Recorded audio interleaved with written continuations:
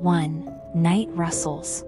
Daniel woke up in the middle of the night. He heard the rustling under the bed again. It was subtle, like someone was slowly running their fingernails across the wooden floor. The boy pressed the blanket against his face, trying not to move. He knew the adults wouldn't believe it. They would say it was just the old house creaking, or that he was dreaming. But Daniel knew there was someone under the bed.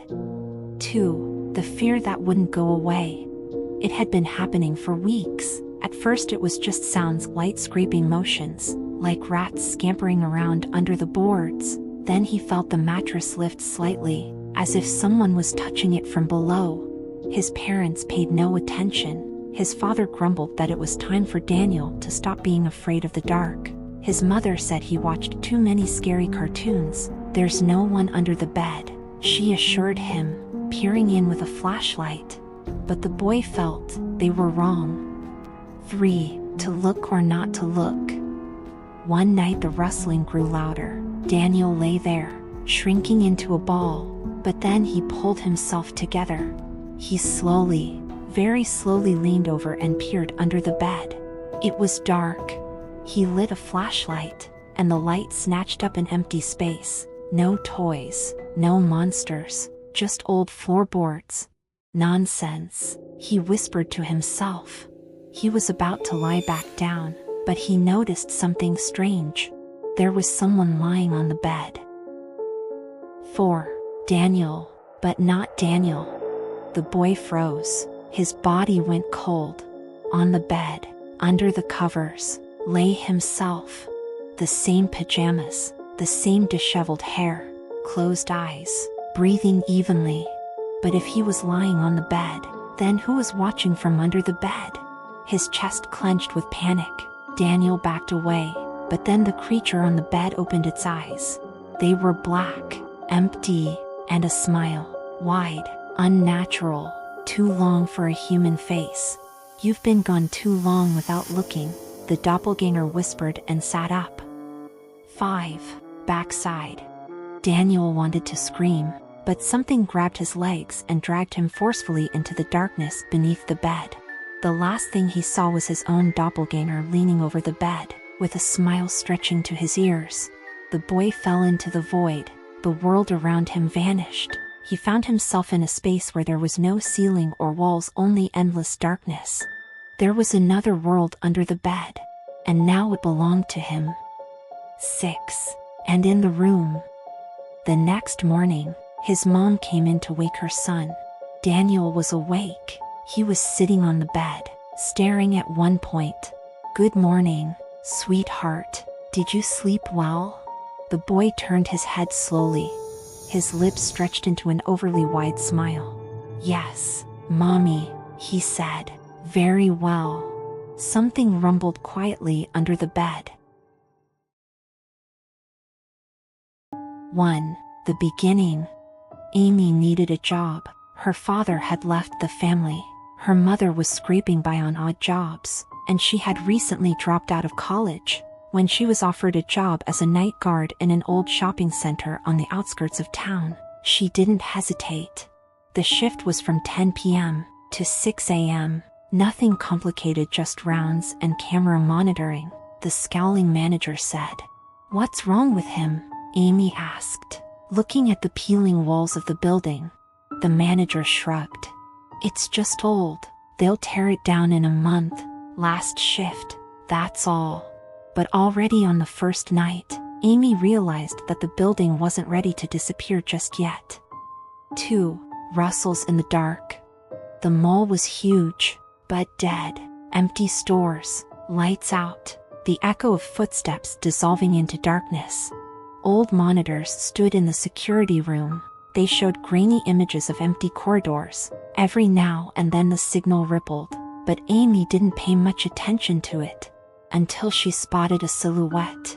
He appeared at the far end of the corridor where toys had once been sold. Amy blinked, and it was gone. "Must be static," she whispered, but her heart was beating faster. She decided to check it out. 3. First signs. Amy paced down the hallway, the flashlight's light pulling dusty storefronts out of the darkness. Something rustled on the floor. She froze. "Anybody here?" Her voice sounded hoarse. The answer was only a quiet creak. An old doll with no eyes was lying on the floor. Amy shuddered. The toy store had been closed for 10 years, but the doll had obviously been here recently. When she looked up, her reflection in the window was smiling. She wasn't smiling. 4. History of the building. The day after tomorrow, she asked the manager, "Did someone work here before me?" The man shook his head. "You're the first one in years. The security guard who used to be here disappeared." Disappeared how? He just wasn't found one morning. The cameras showed him walking down the hallways, and then he just disappeared. Amy felt cold. And before that? The manager thought about it. People had disappeared here. Children. A few cases in the 80s. Amy wanted to quit her job, but something in the back of her mind told her to stay, find out the truth. So she stayed. 5. Not alone. On the third night, things got worse. The monitors showed figures. They didn't move, just stood in the corridors, in the corner, behind the panes of display cases. But when Amy went to check, they were gone. A child's laughter sounded in the elevator. A whisper came from the speakers, "Stay with us." Amy covered her ears and ran out of the security room. But the lights flickered, and in the mirror on the opposite wall, she saw herself. Only it wasn't her. 6. Trap. On her last shift, Amy decided to quit. She packed her things and headed for the exit. But the doors were locked. The cell phone didn't work. All the electronics were off except the monitors. On them, Amy saw herself. She was standing in the center of the building, but the cameras showed her face up close. She was looking directly into the lens and smiling. But she wasn't smiling. Something else was looking at her from the other side of the screen. And then the lights went out. 7. Denouement. The next morning, a new security guard arrived. He went into the surveillance room and turned on the monitors. On one of them, in the far corner of the mall, sat a girl. She swayed back and forth, wrapping her arms around her knees. It was Amy, but her shift ended at night, didn't she? 1. Moving. The house seemed perfect, cheaper than expected, in a quiet neighborhood, with a spacious nursery for their son, Oliver. Emily was still surprised the owners had dropped the price so easily, but Jake brushed it off.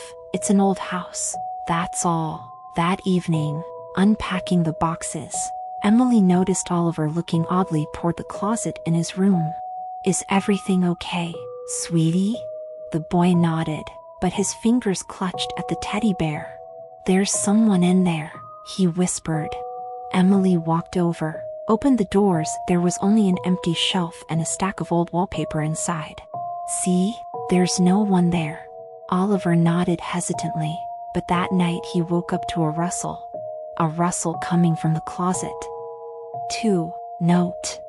The next morning Emily found a crumpled piece of paper in the closet, yellowed, as if it had been there for years. She unfolded it and saw a few shaky words. "They come at night." She showed the note to Jake, but he only snickered. "A family lived here a couple years ago. Maybe the kid was playing spooky?" Emily nodded, but the worry persisted. During the night, Oliver screamed again. "He's there. He's looking at me." Jake burst into the nursery, turning on the light. The closet was closed.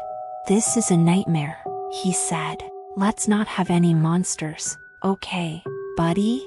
But as he bent down to tuck his son back in, a piece of paper rose from the floor and slowly floated to his feet. The same trembling letters. "They hide in the closet." 3. Stairway down. The next few days passed quietly, but one night Emily woke up from the cold. The window was open, though she remembered closing it. A strange scraping sound echoed through the house. From the nursery. She went in, turned on the light.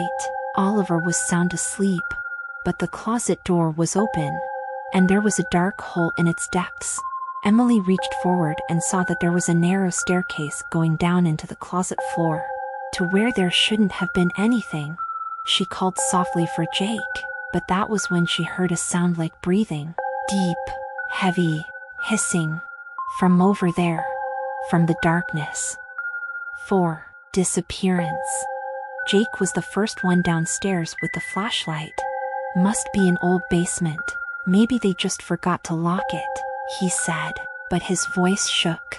The creak of the steps echoed in the darkness. Can you see anything? Emily asked. There was no answer. The flashlight blinked, and the next moment there was a muffled shriek. Something slammed into the ground below. Jake? Silence. Emily peered cautiously through the opening, but there was only endless darkness, and an old paper lying at her feet. It read, "He's already taken him." 5. Now it's your turn. Emily closed the closet, took Oliver, and locked herself in her bedroom. She hadn't slept during the night. The closet creaked. Something was scratching it from the inside. At dawn, taking her son by the hand, she ran out of the house. Several weeks passed. Jake was never found. Emily moved to another town. But one day, while going through his things, Oliver found something in his bag. A yellow, crumpled piece of paper. He unfolded it slowly. The letters trembled, as if written by a weak hand. Now it's your turn. Emily turned around sharply. The closet door was ajar. The darkness inside it seemed to move. Oliver closed his eyes, but it was too late. 1. The hike that didn't bode badly. The idea was Dan's. He was always looking for new ways to tickle his nerves and get his friends involved. So when he'd suggested a weekend camping trip and an overnight stay at the old bridge, no one had been surprised. Come on, he urged. It's just a bridge, and that story is just an urban legend. The legend, however, sounded creepy. Years ago, a woman had drowned here.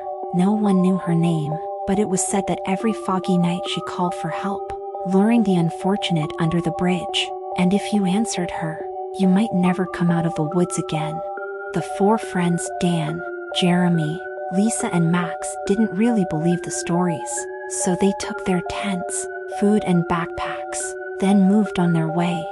The forest was much more remote than they had expected. The trees seemed to compress the space, muffling the sounds. By the time they reached the bridge, the sun was setting.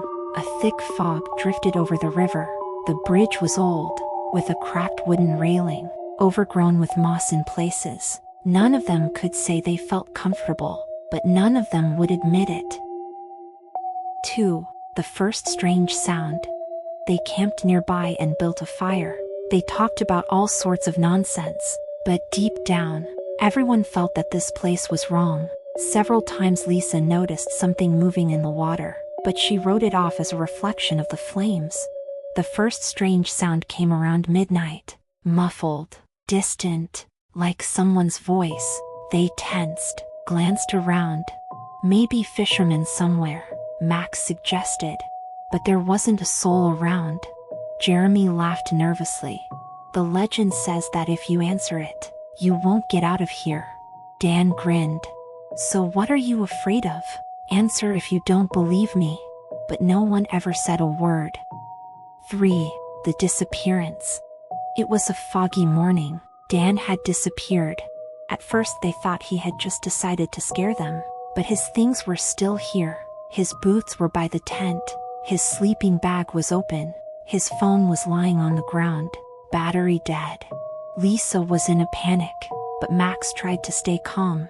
Maybe he'd gone to get firewood, or to go to the bathroom. Let's wait. But no one showed up. All day they searched for Dan. His footprints would lead to the bridge, and then he'd disappear, like he just stepped into the void. 4. Voices in the night. At night, Max heard someone calling his name, Dan's voice. It was muffled, slightly distorted, but recognizable. "Max, help." He jumped out of the tent. The fog was getting thicker. The sound was coming from under the bridge. "Dan?" he called out. Lisa grabbed his arm. "No, do you remember what they say? If you answer." But it was too late. Max had already stepped forward. The fog swirled around, and Lisa saw shadows begin to rise from the water. 5. Their faces in the water. They ran. Lisa and Jeremy raced through the forest, but the road they had come from had disappeared. The trees were not as they remembered them. "It's impossible," whispered Lisa. They walked back to the bridge, hoping to find something. The water bubbled beneath it, but it wasn't themselves they saw in the reflection. There were faces. Dan, Max, distorted, elongated, dead. They moved their lips, but there was no sound. And then, one of the faces lifted its eyes and looked directly at Lisa. "They're near," a voice whispered in her head. 6. The last step. At dawn, Jeremy was alone. He didn't remember what had happened to Lisa. All he could remember was the darkness, the water, and the hands reaching for him. He stood on the bridge and knew this day would never come. But he was wrong. The sun had risen. The birds sang. The forest looked ordinary. He ran. He ran until he got to the road, where he stopped his car and asked for help. But when the rescuers arrived, the camp was gone. Neither was the bridge. They looked at him in disbelief. "There was never any bridge here, kid. Are you sure you were with your friends?" Jeremy looked at the water and saw the reflections. Lisa, Dan, Max. They were looking at him. Their lips were moving. And then their eyes slowly turned upward, toward him. "They're near," came a voice in his head.